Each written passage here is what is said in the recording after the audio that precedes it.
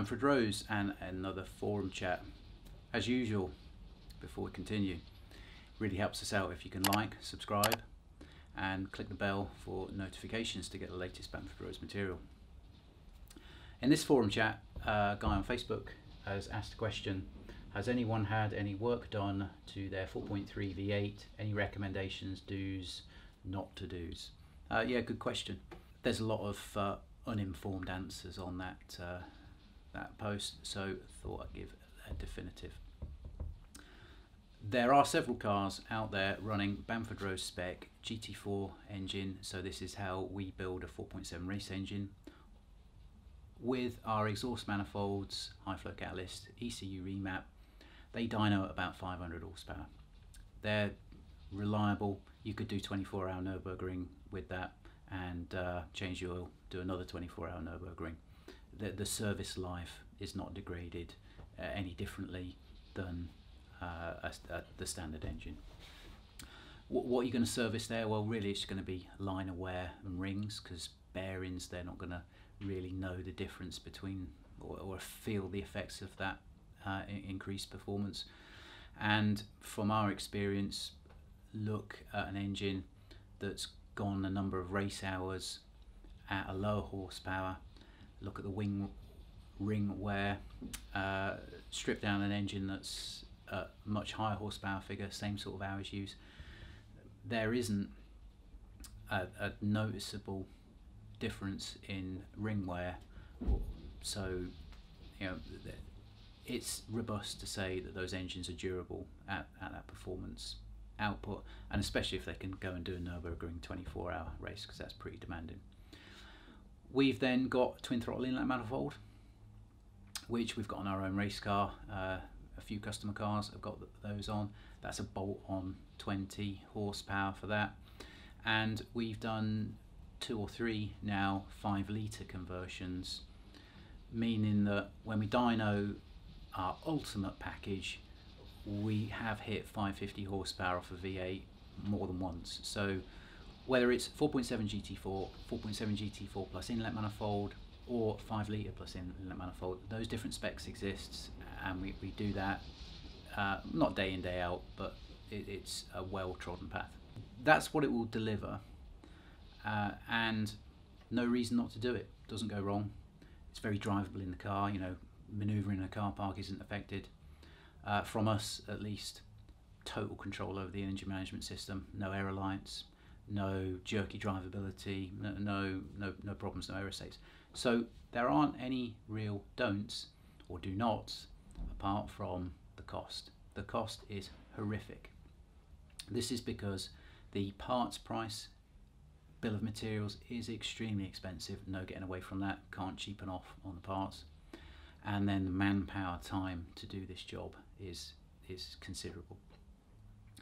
So if you've got a 4.3, would you take the engine out of it, increase it to 4.7 or above, and would you consider that as a project? You would only do that, in my opinion, if 2 things. One, your 4.3 engine's gone wrong. So why go to the expense? If you bought it from Aston Martin factory, replacement 4.3 engine, you know, 10, 11 grand reworked. You know, if yours is hold a piston or anything like that, then yeah, spend the money turning your 4.3 into a 4.7, and that'll be a better alternative than buying the factory engine. So you'd be doing it for that reason, or for pure shits and giggles, you've got an emotional attachment, sentimental value with your car. You could upgrade to something else, but you don't want to, and you want to nurture your car across an upgrade path. And yeah, if you've made that decision, and financially whether it makes math sense or not to do so, because you could have bought another car in the range that already had that level of performance, then you know, if you want to do it because people enjoy doing projects, then great, it'll be for those 2 reasons. So if you have got an eye on, okay, well I've got my 4.3 V8, I bought it for say 40k, and I'm gonna change the engine to 4.7 GT4, if you're starting from scratch, your standard car, it's going to need manifolds, cats, clutch, flywheel, 4.3 to 4.7 conversion, all the manpower, fluids, consumables, VAT. That's going to run to easy 25 grand. So with a 40k purchase price, you're now at 65k, and at that figure or a slither more, you can pick up a nice V12V, or you could pick up a phenomenal M430 where straight out the box you've got 4.7.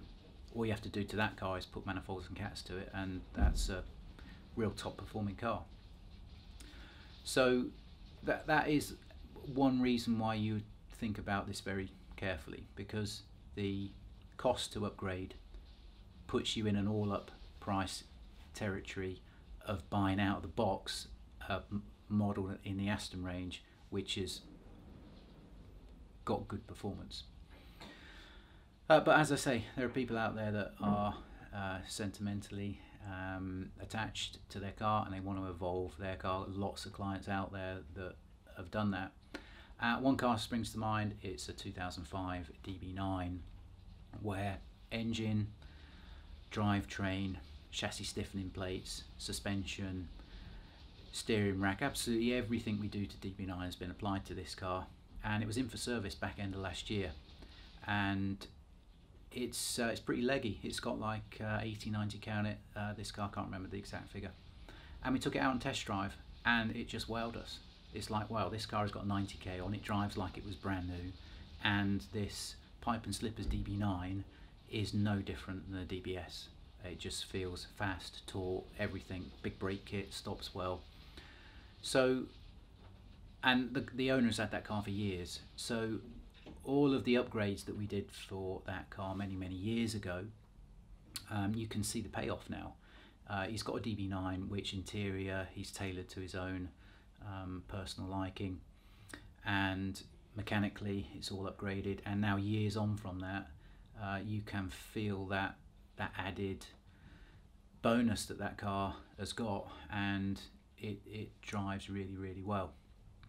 And if you took a DBS and you'd have piled some miles on it, it wouldn't have been driving as well as what this car feels now. So although it isn't a DBS and doesn't look like a DBS, he's evolved his own car and it drives better than what the relative model would have done, because rewind the clock and instead of putting the money into his car he could have put it into a DBS.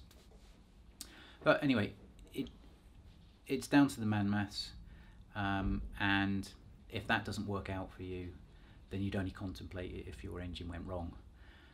But just sat there thinking, oh, shall I do something to my 4.3? Well, you know, think twice about going down the road of any engine conversions, because as soon as you take that engine out of the car, any job like that, it's big hours.